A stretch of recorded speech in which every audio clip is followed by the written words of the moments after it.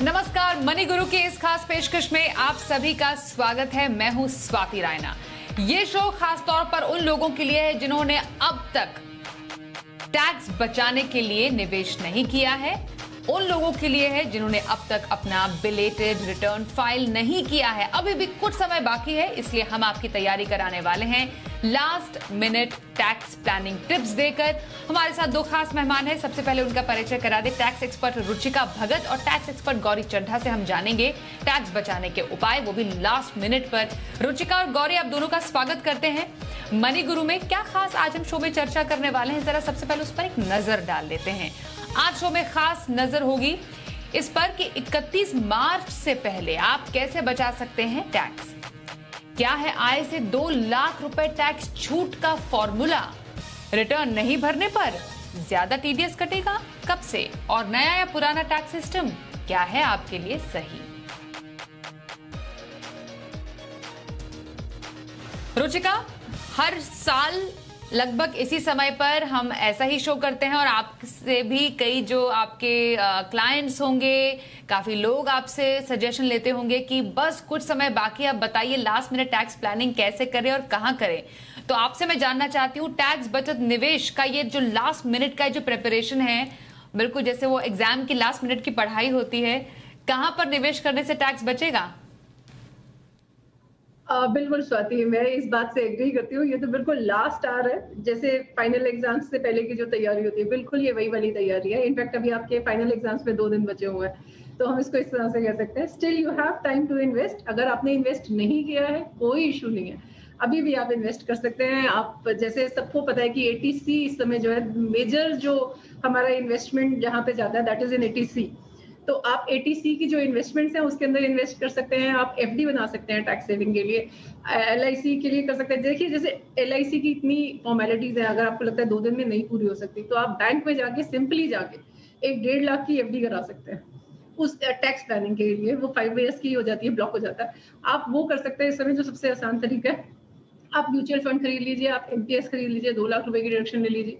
इस तरह से आपका मेडिक्लेम जो हेल्थ इंश्योरेंस है वो आप कर सकते हैं। एटीडी के अंदर आप डिडक्शन क्लेम कर सकते हैं। आप ये ध्यान में रखिए कि आपने अपने जो हाउस रेंट अलाउंस अगर क्लेम कर रखा है, तो उसकी जो रेंट रिसिप्ट्स हैं वो अपने एम्प्लॉयर को दे रखी है, ताकि वो उसका क्लेम की पूरी आप डिडक्शन क्लेम कर सकते हैं। इसके अलावा और जितनी भी जहां पे आपको जो लग रहा था कि आपने इन्वेस्टमेंट कर रखी थी मगर आपने उसकी डिक्लेरेशन नहीं दी अभी तक अपने एम्प्लॉयर को, वो डिक्लेरेशंस भी अपने एम्प्लॉयर को दे दीजिए, ताकि आप पूरा का पूरा बेनिफिट उठा सके और आप अपनी इनकम पे टीडीएस कटने से बच सके आप। लेकिन रुचिका, सबसे इंपॉर्टेंट बात यह है कि जो नया टैक्स सिस्टम हमने देखा 2 साल पहले आया था, उसको क्या वाकई उतना अच्छा रिस्पांस मिला है जितना मिलना चाहिए? क्योंकि हमें मालूम है कि जो एटीसी के बेनिफिट्स हैं, जो बाकी तमाम जो हमें रियायतें छूट मिलती हैं, वो तो न्यू टैक्स रिजीम में नहीं है। लेकिन फिर भी जो लोग बचत कर ही नहीं पाए हैं इस फाइनेंशियल ईयर में ड्यू टू सर्टेन रीजंस, आपको लगता है कि उनको नया टैक्स सिस्टम चूज कर लेना चाहिए? बिल्कुल स्वाति, अगर आपने इन्वेस्टमेंट नहीं की है अभी तक और आपको लगता है कि आप इन्वेस्टमेंट कर भी नहीं पाएंगे, तो इट्स बेटर कि आप न्यू टैक्स रिजीम में चले जाइए। वहां पे कोई विकल्प नहीं है आपको एटी की डिडक्शंस का। आपको एटी की डिडक्शंस लेनी ही नहीं है, तो आप सिंपली वहां चले जाइए। वहां पे आपका जो टैक्स है वो थोड़ा आपको कम हो जाएगा as compare to old tax regime.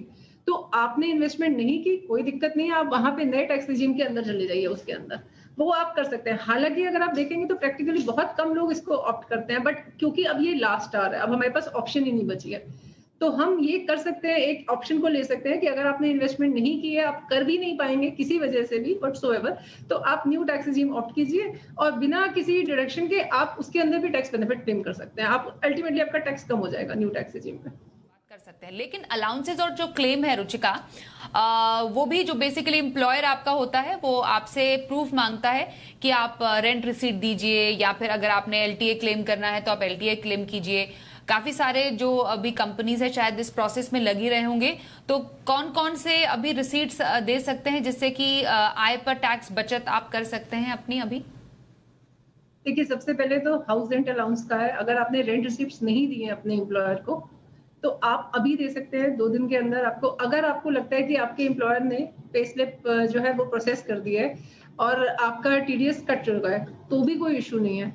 हम क्या कर सकते हैं इसके अंदर, हम खुद रिटर्न अपनी भर सकते हैं और उसके अंदर एचआरए की डिडक्शन क्लेम कर सकते हैं और फिर वो हम टैक्स रिफंड क्लेम कर सकते हैं। तो हालांकि हमारे एम्प्लॉयर ने वो बेनिफिट नहीं लिया क्योंकि हमने उसको अभी तक ये जो रेंट रिसिप्ट थी वो नहीं दी थी, तो हम अपने आप से खुद रिटर्न भर के वो टैक्स रिफंड क्लेम कर लेंगे, तो वो वहां पे न्यूट्रलाइज हो जाएगा इफेक्ट। इसके अलावा और भी बहुत सारी ऐसी डिडक्शंस हैं जो आपका एम्प्लॉयर आपसे मांगता है, जैसे आपका मैंने कहा मेडिकल इंश्योरेंस है, आपने अपने एम्प्लॉयर को मेडिकल इंश्योरेंस का दिखाया ही नहीं कि आपने उसमें इन्वेस्ट कर रखा है, आपकी LIC आपने उसको दिखाया ही नहीं आपने इन्वेस्ट कर रखा है, तो ये सारे जितने भी आपकी इन्वेस्टमेंट्स हैं जहाँ पे आपने किया हुआ है मगर आपने वो डिक्लेरेशन अपने एम्प्लॉयर को नहीं दी है, कोई दिक्कत नहीं है, घबराएं नहीं आप अपने आप उसका रिटर्न भरें और उसका बेनिफिट क्लेम कर लें, आपको टैक्स रिफंड मिल जाएगा। में आती है। और रुचिका, कई लोगों का सवाल ये होता है कि पीपीएफ अकाउंट, क्या एक से ज्यादा पीपीएफ अकाउंट रख सकते हैं, या पीपीएफ अकाउंट में अगर जो एक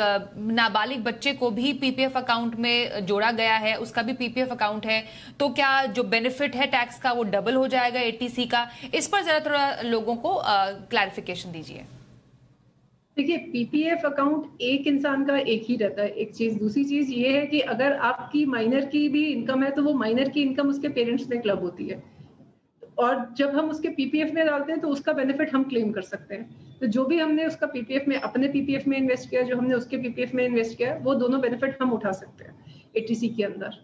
लेकिन उससे पहले रुचिका समझना जरूरी है, रिटर्न कौन भरे, कौन कौन टैक्स पेयर्स है जो रिटर्न के इस दायरे में आते हैं और किन्हें भरने की जरूरत नहीं है?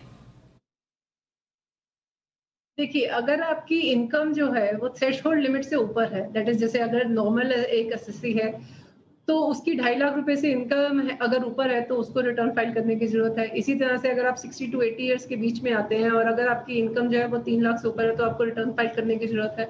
80 साल से ऊपर है, आपकी 5 लाख से ऊपर की इनकम है, आपको रिटर्न फाइल करने की जरूरत है। इसके अलावा अगर आपका लॉन्ग टर्म कैपिटल गेन है और long term capital gain 1 lakh रुपए से ऊपर का है तो भी आपको रिटर्न फाइल करनी पड़ेगी।